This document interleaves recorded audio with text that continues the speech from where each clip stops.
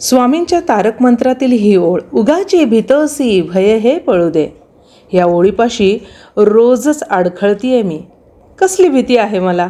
स्वामींना शरण गेल्यावरही का वाटते आहे मनाला भीती? आज यावर विचार केला आणि अनेक गोष्टी लक्षात आल्या.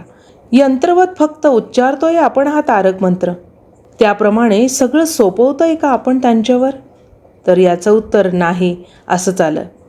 विचार मंथनानंतर उत्तर आलं मी. हेच उत्तर मिळालं मला. मी नाम घेतीये, मी गुरुमंत्र घेतलाय, मी स्वामींना शरण गेलीये, माझी आध्यात्मिक उन्नती होतीये. फक्त मी आणि मीच. हा मी जोर नष्ट होत नाही ना, तोवर तुम्ही कितीही साधना करा, कितीही माळा जप करा, सगळं फोल आहे.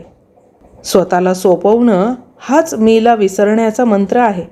हे सोपवणं जमावं यासाठी रोजच जे कर्म करतो ते स्वामींच्या चरणी वाहण्याची सवय लावून घ्यायची, असं आजपासून ठरवतीये मी. बघा, पुन्हा मी आला. स्वामींनीच असा विचार करण्याची बुद्धी दिली असावी.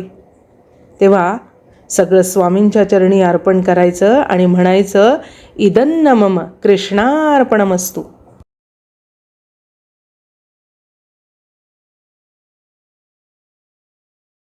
अध्यात्मावर अशीच माहिती मिळवण्यासाठी देव माझा चॅनलला सबस्क्राईब करा